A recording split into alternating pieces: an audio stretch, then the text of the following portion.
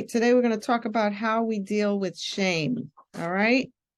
So we've looked at shame, we've looked at its source, and we looked at some of the ways that we can recognize whether or not we are dealing with shame.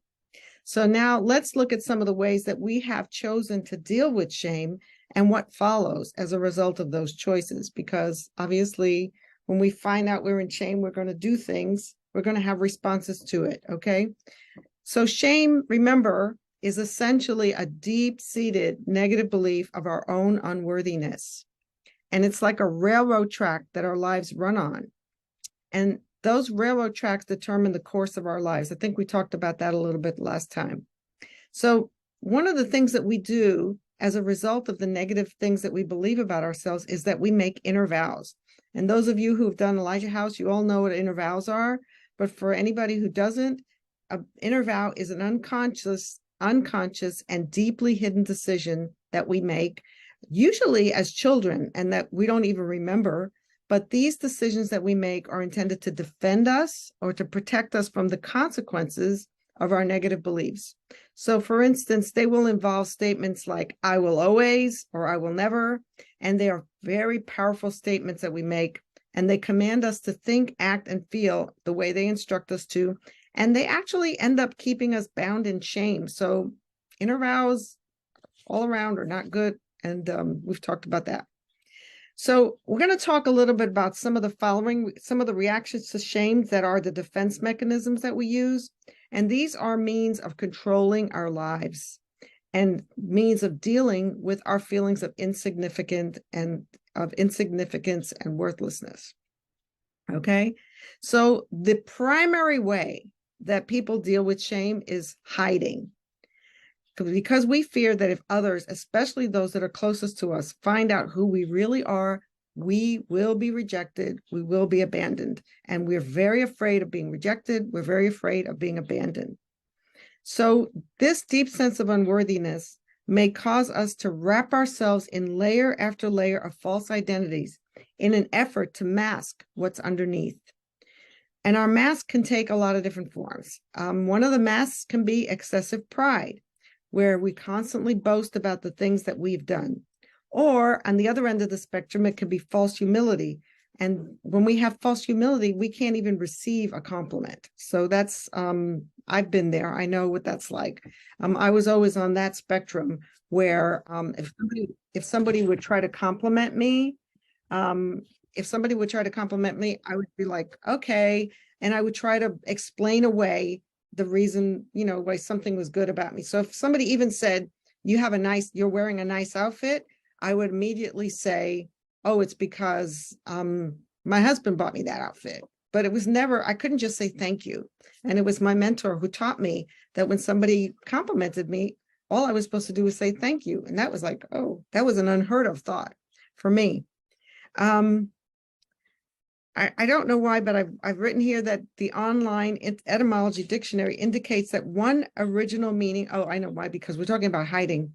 Remember, this dictionary indicates that one original meaning of the word shame may be to cover. And covering oneself is a common expression of shame. In Genesis, we see that Adam and Eve's first response to the awareness of their nakedness was to cover themselves. And that's in Genesis chapter 3, verses 6 and 7. And so like them, we try to hide ourselves from other people. And sometimes we even try to hide from God.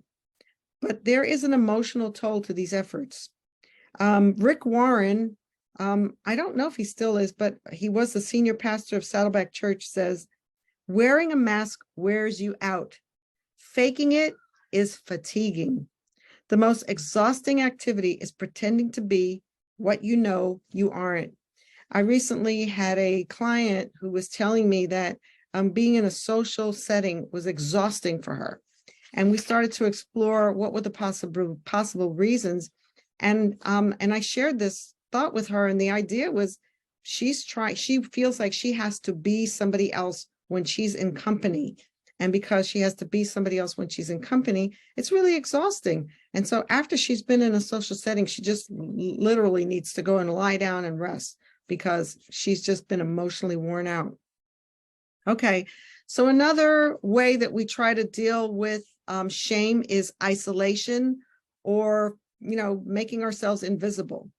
So feelings of worthlessness may cause us to remove ourselves from social settings. So you have the person who will go into a social setting, but they will wear a mask because they want to make sure that they're not rejected by people seeing who they really are. Well, the other option is don't even bother to go into a social setting. So as a child, we might become extremely or painfully shy. And I was like that. I was very shy. I used to walk around with my head down. And I grew up in New York City, and I more than once bumped into light poles because I would have my head down. I just was so shy and I didn't know I was dealing with shame back then. And I was very young.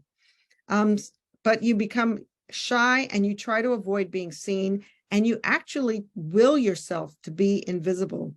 Arthur Burk has a teaching. Arthur Burk of the Sapphire Leadership Group has a teaching on the mantle of invisibility.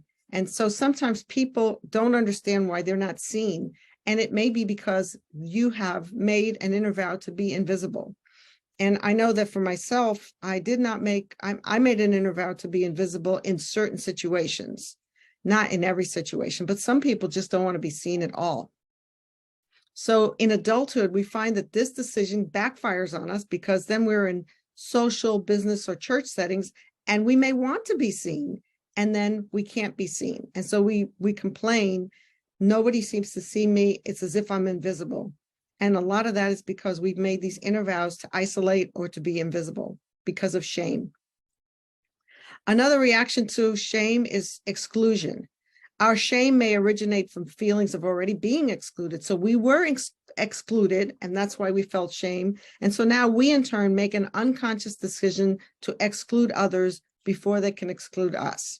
Most of my issues that I had were with authority issues. So my decision to be invisible was I didn't want authorities to see me. So it really messed me up when I was in a business setting because I didn't want my bosses to see me. But I also had the same thing with bosses, that if I felt like the boss excluded me, I was going to do something to exclude him first, or her. Actually, I never had any female bosses. I always had male bosses. But in new or threatening situations, we may find ourselves pushing back and refusing to allow some who would be in relationship with us to get close. Our fear of rejection causes us to reject first. Okay, I don't want to be rejected, so I'm going to reject you before you get a chance to reject me. But so rather than leading us into healthy interactions of inclusion and acceptance, we then end up feeling alone and abandoned. So the very thing that we're trying to avoid is actually what happens to us, okay? I don't know if I've mentioned Tim Fletcher, but I've lately been watching some videos that are on YouTube by a gentleman named Tim Fletcher. His website is timfletcher.ca. He's Canadian, and he talks about this as some of the coping skills that we learn as children when we've been in trauma. And because trauma, one of the reactions to trauma is shame. When we've had this kind of shame that's from trauma, we learn coping skills that actually do not help us to really cope. They worked for us when we were children, but as adults, they begin to backfire on us. And this is one such, and most of these actually are. Another reaction we may have to shame is self-condemnation. When we're dealing with shame, we are our own greatest critic. We're the voice in our own head. So we're constantly blame and berate ourselves for real or perceived mistakes, and we're often quick to let others know how flawed we are. I think I may have mentioned before, may not, I'm not sure, but when I would make a mistake, it didn't matter if it was big or small, it would take me days, and I would spend days talking to myself about how silly I was, how stupid I was to have made that mistake, and trying to talk myself down from that feeling of shame for having made those mistakes, okay? And also, if I've been in a situation, when I'm in the height of my shame, before I would try to attempt something, I would make an excuse for myself that I probably wasn't going to do this very well, that I was probably going to fail, because I didn't, I just wanted to let other people know that I was already a mess and I was already a mistake. Compliments, again, are hard to receive graciously, but rather they're rebuffed with self-deprecating comments. Oh, I'm not so great. Or, oh, I really didn't do that great a job. And you point out your own mistakes rather than just accepting and saying thank you. Our inability to receive honor simply deepens our feelings of illegitimacy. Arthur Burke again talks about honor, and he talks about the fact that we sometimes cause ourselves to be dishonored by not receiving honor from other people. And that if we would allow people to honor us, it would begin to remove from us those feelings of shame. Perfectionism. Another way that we deal with shame is if we've been raised in a shame-based family, maybe we were not allowed to make mistakes, most likely. And that usually is the source of perfectionism.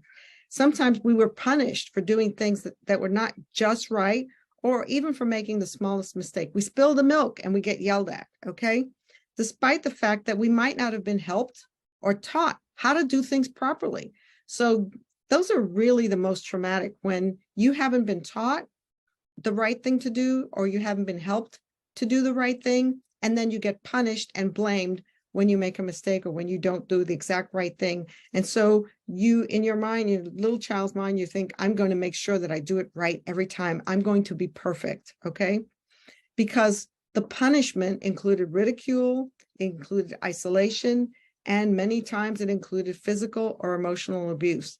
And as a child, we will do anything not to have to suffer through physical or emotional abuse. We want to avoid mistakes at all costs. So we strive to be perfect in everything we do in order to avoid embarrassment. We become what Elijah House calls performance-oriented, and we find ourselves in a constant cycle of striving, failing, then striving some more, and we never can really rest. And that's also a sign of trauma, that you're never able to rest. You're never able to feel safe. And when you're, that also produces a lot of shame. The last thing I want to mention about our reactions to the ways that we deal with shame is that we causes us to let us be controlled by others, and we have no boundaries. If we consider ourselves not good enough or worthless, then by default, everyone else is worth more than we are. They're more valuable than we are.